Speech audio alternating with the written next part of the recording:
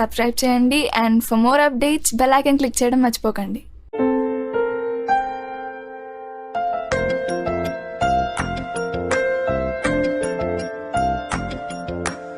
Students, intermediate MPC BiPC చదివిన ప్రతి విద్యార్థి యొక్క లక్ష్యం సాధారణంగా 90% స్టూడెంట్స్ లక్ష్యం ఎంసెట్ ఉంటుంది.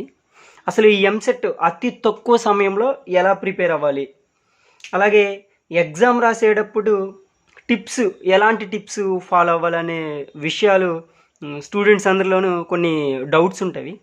ఆ డౌట్స్ ఇప్పుడు మనము డిస్కస్ చేద్దాము. ఫస్ట్, ఎంపీసీ స్టూడెంట్స్కి ఎంసెట్ యాక్చువల్గా ఎంపీసీ స్టూడెంట్స్కి 160 బిట్స్ ఉంటుంది, 160 మార్క్స్ అని multiple choice questions, MCQ questions, multiple choice questions. మ్యాథ్స్లో 80 బిట్స్ 80 మార్క్స్, ఫిజిక్స్లో 40 బిట్స్ 40 మార్క్స్, కెమిస్ట్రీలో 40 బిట్స్ 40 మార్క్స్, మొత్తం 160 బిట్స్ 160 మార్క్స్. ఈ 160 బిట్స్ని మనం 3 అవర్స్లో కంప్లీట్ చేయాలి. 3 అవర్స్ అంటే 180 మినిట్స్. అలాగే బైపీసీ స్టూడెంట్స్కి కూడా ఎంసెట్ పేపర్ 160 మార్క్స్కి ఉంటుంది, 160 బిట్స్ ఉంటుంది, 160 బిట్స్ 160 మార్క్స్. ఈ 160 బిట్స్ని మనము 3 అవర్స్లో కంప్లీట్ చేయాలి. ఈ 160 బిట్స్కి 180 మినిట్స్, 3 అవర్స్ మీన్స్ 180 మినిట్స్.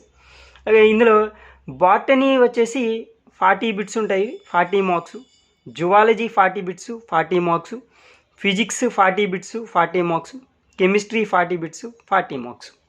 టోటల్గా 160 బిట్స్ 160 మార్క్స్ 3 అవర్స్లో కంప్లీట్ చేయాలి, అంటే 180 మినిట్స్లో కంప్లీట్ చేయాలి. ఎక్కడ కూడా నెగిటివ్ మార్కింగ్ అనేది ఉండదు, బోత్ ఎంపీసీ వాళ్ళకి కానీ బైపీసీ వాళ్ళకి కానీ. మనకి జనరల్గా క్వశ్చన్ పేపర్ సెట్ చేసేటప్పుడు ఈ విధంగా ఫార్మేట్లో ఇస్తాడు. అంటే knowledge means medium students answer చేసే విధంగా 40% క్వశ్చన్స్. కొంచెం అర్థం చేసుకుని, అండర్స్టాండింగ్ అంటే అర్థం చేసుకుని, అంటే నాలెడ్జ్ మీన్స్ రికగ్నైజ్ చేయటం, రికాల్ చేయడం, అంటే గుర్తించడం. ఆన్సర్ని ఇప్పుడు క్వశ్చన్ ఇస్తే క్వశ్చన్లో ఆన్సర్ని గుర్తించడం. ఏదైనా ఒక ఫిజిక్స్లో what are the units of energy అని అంటే ఆ యూనిట్స్ని డైరెక్ట్గా రికగ్నైజ్ చేయడం అనేది నాలెడ్జ్ క్వశ్చన్లోకి వస్తుంది. అలాంటి నాలెడ్జ్ క్వశ్చన్స్ అనేవి 40%. అండర్స్టాండింగ్ కొంచెం నాలెడ్జ్ మీద కొంచెం కష్టం, అర్థం చేసుకుంటే కానీ అర్థం అవ్వలేని క్వశ్చన్స్ ఏమో 20%, అంటే 32 క్వశ్చన్స్. అలాగే అప్లికేషన్ మీన్స్ ఈ రెండిటికన్నా కొంచెం కష్టం.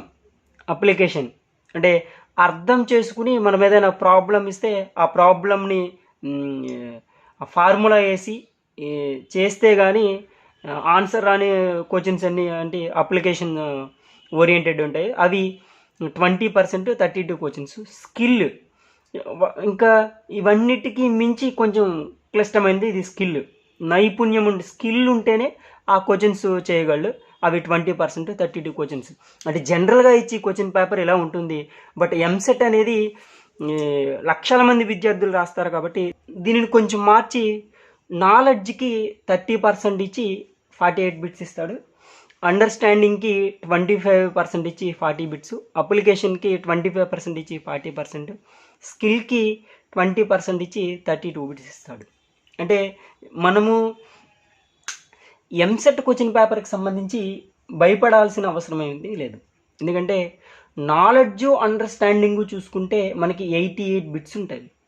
అంటే ఒక యావరేజ్ స్టూడెంట్ సరిగ్గా ప్లాన్ చేసుకుని చదివితే కనుక 88 బిట్స్లో కనీసం ఎంత లేదన్నా కనీసం ఒక 50% బిట్స్ మనము ఆన్సర్ చేయగలిగితే కనుక వీటిలో ఎన్నో కానీ మనం టిప్స్ నేర్చుకుని మనం ఇవి ఆన్సర్ చేయగలిగితే కనుక చక్కని ర్యాంక్ అయితే వచ్చే అవకాశాలు ఉంటాయి. ముందు ఏ పని ప్రారంభించినా సరే మొట్టమొదటిగా భయాన్ని వదిలేయాలి. అది మరీ ఎక్కువగా ఎంసెట్లో అయితే భయం ఎక్కువ పడతారు, భయాన్ని వదిలేయాలి. ఫస్ట్ భయాన్ని వదిలేయాలి. ఎంసెట్ అంటే ఈజీ అనే మైండ్తో ఉండాలి మనం. ముందు చెప్పాను మీకు, నాలెడ్జ్ అండర్స్టాండింగ్ ఉన్న విద్యార్థులు అంటే యావరేజ్ స్టూడెంట్స్ 50% ఆఫ్ బిట్స్ చేసే అవకాశం ఉంటుంది. బట్ ఏంటంటే భయంతో వచ్చిన వాటిని కూడా తప్పులు చేస్తూ ఉంటారు. కాబట్టి ఫస్ట్ భయాన్ని వదిలేయాలి. ఎంసెట్ అనేది ఈజీగా ఆన్సర్ చేయొచ్చు అనే మైండ్ని డెవలప్ చేసుకోవాలి. ఇష్టంతో ప్రిపరేషన్ని ప్రారంభించాలి. ఈ సెకండ్ పాయింట్ ఏంటంటే మనకి ఉన్నదానితో స్టార్ట్ చేయాలి. ఫస్ట్ ఇప్పుడు మీకు మీ దగ్గర ఉన్నవి ఏంటంటే ఐపీఈ మెటీరియల్ ఉంటాయి, ఇంటర్మీడియట్ ఐపీఈ మెటీరియల్ ఉంటాయి. For example maths, physics, chemistry MPC వాళ్ళైతే బైపీసీ వాళ్ళు అయితే botany, zoology, physics, chemistry IPE materials ఉంటాయి. మొట్టమొదటిగా మీరు ఏం చేయాలంటే మీకు ఉన్న సమయాన్ని, ఉన్న రోజుల్ని క్యాలిక్యులేట్ చేసుకుని, సపోజు మ్యాథ్స్కి అయితే 80 బిట్స్, ఫిజిక్స్కి అయితే 40 బిట్స్, కెమిస్ట్రీకి అయితే 40 బిట్స్ అని మనము ఎంపీసీ వాళ్ళకి చెప్పుకున్నాం. అంటే ఉన్న రోజుల్ని క్యాలిక్యులేట్ చేసుకుని మ్యాథ్స్కి ఎన్ని రోజులు ఇచ్చుకోవాలి, ఫిజిక్స్కి ఎన్ని రోజులు ఇచ్చుకోవాలి, కెమిస్ట్రీకి ఎన్ని రోజులు ఇచ్చుకోవాలి అని ఒక చిన్న టైం టేబుల్ ఫామ్ చేసుకోవాలి.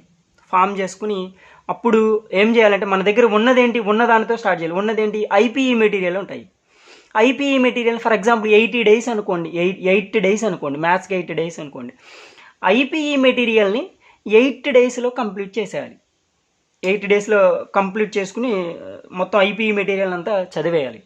తర్వాత ఫిజిక్స్ 4 డేస్ అనుకోండి, కెమిస్ట్రీ 4 డేస్ అనుకోండి. మనకున్న IPE material first year, second year ఫిజిక్స్ని, కెమిస్ట్రీని, అలాగే మ్యాథ్స్ని కూడా మనకి ఎన్ని రోజులైతే డివైడ్ చేసుకున్నామో అన్ని రోజుల్లో ఐపీఈ మెటీరియల్ని ఫస్ట్ కంప్లీట్ చేయాలి. అంటే ఐపీఈ మెటీరియల్ని కంప్లీట్ చేయటం వల్ల ఏమిటంటే భయం పోతుంది. మనం ప్రిపేర్ అయ్యాము, మనకి ఎంతో కొంత వచ్చు అనే పాజిటివ్ మైండ్ డెవలప్ అవుతూ ఉంటుంది. కాబట్టి మన దగ్గర ఉన్నదానితో స్టార్ట్ చేయాలి. ఫస్ట్ ఐపీఈ మెటీరియల్ని కంప్లీట్ చేసేయాలి. ఇలా కంప్లీట్ చేసే భాగంలో మనకేమైనా కొన్ని టఫ్ టాపిక్స్ ఉంటాయి, కష్టమైన పాఠ్యాంశాలు ఉంటాయి, టఫ్ టాపిక్స్ ఉంటాయి. ఆ టఫ్ టాపిక్స్ని ఏం చేయాలంటే ఐపీఈ మెటీరియల్ రూపంలో కాకుండా ఏదైనా బిట్స్ రూపంలో చదవాలి. ఎంసీక్యూ మల్టిపుల్ చాయిస్ క్వశ్చన్స్ అని టెక్స్ట్ బుక్లో కానీ, ఐపీఈ మెటీరియల్స్లో కానీ, మీకు కాలేజెస్లో ఇచ్చిన ఎంసెట్ మెటీరియల్స్లో కానీ ఉంటవి. అవి కష్టమైన టాపిక్స్ని ఏం చేయాలంటే మనము చివరికి ఉంచుకుని ఆ చివరిలో ఏం చేయాలంటే ఎంసీక్యూ రూపంలో చదవాలి. వాటిని మల్టిపుల్ చాయిస్ క్వశ్చన్స్ రూపంలో చదవాలి. ఎందుకంటే మనం ఐపీఈ మెటీరియల్ రూపంలో చదవకపోయినా కనీసం కష్టమైన టాపిక్స్ని కూడా చదివేసాము అన్న పాజిటివ్ మైండ్ అయితే మనకి డెవలప్ అవుతూ ఉంటుంది. ఇవి కంప్లీట్ చేశాక మనం ఏం చేయాలంటే వీలైనన్ని ఎక్కువ మోడల్ పేపర్స్ ప్రాక్టీస్ చేయాలి. అంటే ప్రీవియస్ పేపర్స్ ఉంటాయి మనకి, వెబ్సైట్లో చూస్తే ప్రీవియస్ పేపర్స్ చాలా ఉంటాయి. అలాగే మనకి ఈ వీడియో కింద డిస్క్రిప్షన్లో కింద కూడా నేను ఒక చిన్న లింక్ పెడతాను, అందులో మోడల్ పేపర్స్ ఉంటాయి. ఆ మోడల్ పేపర్స్ వీలైన మోడల్ పేపర్స్ ప్రాక్టీస్ చేయాలి. మోడల్ పేపర్స్ ప్రాక్టీస్ చేయడం వల్ల ఏంటంటే మనకి ఏ టాపిక్ని ఎక్కువ ఎలా కవర్ చేస్తున్నాడు అనే విషయం తెలుస్తుంది. దాన్ని బట్టి మనము చిన్న చిన్న టిప్స్ అయితే ఫాలో అవ్వచ్చు. ఆ చిన్న టిప్స్ కూడా ఇప్పుడు నేను చెబుతాను. ఫస్ట్ ఏంటంటే మనము భయాన్ని వదిలేయాలి, ఇష్టాన్ని, ఆ భయం ప్లేస్లో ఇష్టాన్ని పూడ్చాలన్నమాట. అంటే రీప్లేస్ చేయాలి. భయం ప్లేస్లో ఇష్టాన్ని రీప్లేస్ చేయాలి. భయం వదిలేస్తే మొత్తం అంతా ఇష్టంగా చదవచ్చు. నెక్స్ట్ ఉన్నదానితో స్టార్ట్ చేయాలి. ఉన్నదానితో అంటే మన దగ్గర ఉన్నది first of all IPE material ఉంటుంది, టెక్స్ట్ బుక్కులు, అకాడమీ టెక్స్ట్ బుక్లు కానీ లేకపోతే స్టడీ మెటీరియల్స్ కానీ ఉంటాయి. దాన్ని కంప్లీట్ చేయాలి. ఉన్న వాటిలో కష్టమైన పాఠ్యాంశాలన్నీ ఏమైనా ఉంటే కనుక అవి చివరికి ఉంచుకుని వాటిని బిట్స్ రూపంలో చదవాలి. నెక్స్ట్ ఏంటంటే వీలైనన్ని ఎక్కువ మోడల్ పేపర్స్ ప్రాక్టీస్ చేయాలి. ప్రాక్టీస్ చేయడం వల్ల ఏ టాపిక్ని ఎలా కవర్ చేస్తున్నాడు అనే విషయం తెలుస్తుంది. అలాగే మనము బిట్స్లో దేనిని ఎలా ఆన్సర్ చేయాలన్న విషయం కూడా అయితే మోడల్ పేపర్స్లో తెలుస్తూ ఉంటుంది. మొట్టమొదటి ట్రిక్ ఏంటంటే రాంగ్ ఆన్సర్ని ఫైండ్ అవుట్ చేయాలి. జనరల్గా సాధారణంగా మనం అందరం అనుకునేది ఏంటంటే రైట్ ఆన్సర్ని ఫైండ్ అవుట్ చేయడం ఈజీ అని అనుకుంటాము. కానీ ఫస్ట్ రాంగ్ ఆన్సర్ని ఫైండ్ అవుట్ చేసి ఎలిమినేట్ చేస్తే రాంగ్ ఆన్సర్ని ఫైండ్ అవుట్ చేసి ఎలిమినేట్ చేస్తే రిమైనింగ్ ఆన్సర్స్లో రైట్ ఆన్సర్ని ఈజీగా ఫైండ్ అవుట్ చేయొచ్చు. ఫస్ట్ ఆఫ్ ఆల్ మనకి ఎంసెట్లో క్వశ్చన్ ఆన్సర్ ప్యాటర్న్ ఏంటంటే ఎంసీక్యూ, మల్టిపుల్ చాయిస్ క్వశ్చన్స్. 1 2 3 4 ఇలా చాయిస్ మల్టిపుల్ చాయిస్ ఉంటుంది. 1 2 3 4 ఆన్సర్స్ ఉంటుంది. ఇందులో జనరల్గా మనము ఇందులో ఏది కరెక్టు అని చూడడం కన్నా ఏది రాంగ్ అనేది ఈజీగా ఫైండ్ అవుట్ చేయొచ్చు. అంటే మనకి 2 ఫైండ్ అవుట్స్ ఉంటాయి. 1 is the right answer, another is the wrong answer. Right ఆన్సర్ని ఫైండ్ అవుట్ చేసే విషయాన్ని పక్కన పెట్టేయండి, రాంగ్ ఆన్సర్ని ఫైండ్ అవుట్ చేసే విధానం కావాలి. ఎందుకంటే ఇప్పుడు మనం ఏంటంటే రాంగ్ ఆన్సర్ని ఫైండ్ అవుట్ చేయాలనుకోండి, 1 రాంగ్ ఆన్సరు లేకపోతే 3 రాంగ్ ఆన్సర్ అని ఫైండ్ అవుట్ చేసామనుకోండి, ఇంకా మిగిలినవి ఏంటి 2 4 అంటే 2 కరెక్టా 4 కరెక్టా. ఇప్పుడు ఏమైందంటే ఇది true or false. First question ఏంటి, ఫస్ట్ వడిచిన క్వశ్చన్స్ ఏంటి, మల్టిపుల్ చాయిస్ క్వశ్చన్స్. 4 ఆన్సర్స్లో ఏదో ఒక దాన్ని సెలెక్ట్ చేయాలి. ఇప్పుడు చూడండి, 4 డ్రెస్సులు పెట్టి ఏది సెలెక్ట్ చేయాలంటే కొంచెం కష్టమైన పని. ఇప్పుడు 2 నచ్చలేదు, పక్కన పెట్టేశాం. మనం రెండే చూపించాడు వాడు, రెండే చూపించాడు. రెండే చూపించడంలో రెండిట్లో ఇది కాకపోతే ఇది, తప్పనిసరిగా ఏదో ఒకటి సెలెక్ట్ చేసుకోవాలి. ఈజీగా సెలెక్ట్ చేసుకుంటాం. 4 సెలెక్ట్ చేయడం అనేది కొంచెం కష్టం. కాబట్టి ఈ 4 ఆన్సర్స్లో రాంగ్ ఆన్సర్స్ని ఎలిమినేట్ చేసేస్తూ ఉంటే ఏవో 2 మిగులుతూ ఉంటాయి. ఆ 2 మిగిలినప్పుడు 2 ఇదా అంటే ఏది ట్రూ ఏది ఫాల్స్ అనేది ట్రూ ఆర్ ఫాల్స్ క్వశ్చన్ అయిపోయింది. అప్పుడు ఈజీగా ఇందులో రైట్ ఆన్సర్ని ఫైండ్ అవుట్ చేయొచ్చు. బెస్ట్ ఎగ్జాంపుల్ ఏంటంటే మీలో ఎవరు కోటీశ్వరులో కూడా రాంగ్ ఆన్సర్స్ని ఎలిమినేట్ చేయమని అడుగుతూ ఉంటారు. మనకి టఫెస్ట్ క్వశ్చన్ వచ్చినప్పుడు రాంగ్ ఆన్సర్ని ఎలిమినేట్ చేస్తూ ఉంటే ఏవో 2 ఆన్సర్స్ ఉంటే అవి ఈజీగా ఫైండ్ అవుట్ చేయొచ్చు. ఈ విధానం నేర్చుకోవాలి. ఓకే, ఈ విధానం నేర్చుకునేటప్పుడు కూడా రాంగ్ ఆన్సర్ ఏది రాంగ్ ఏది రైట్ అనేది తెలుసుకోవాలంటే ఇక్కడ చిన్న 4 టిప్స్ ఉంటాయి. ఆ 4 టిప్స్ కూడా నేను చెప్తాను. మనము రాంగ్ ఆన్సర్ని ఫైండ్ అవుట్ చేయాలని అనుకున్నాం కాబట్టి రాంగ్ ఆన్సర్ని ఫైండ్ అవుట్ చేయడానికి 4 వేస్ ఉన్నవి. ఆ 4 వేస్ కూడా ఏంటి అనేది చూద్దాము. ఫస్ట్, మల్టిపుల్ చాయిస్ క్వశ్చన్స్లో ఎంసీక్యూలో ఆన్సర్స్ 4 ఆప్షన్స్ ఉంటాయి. 4 ఆప్షన్స్లో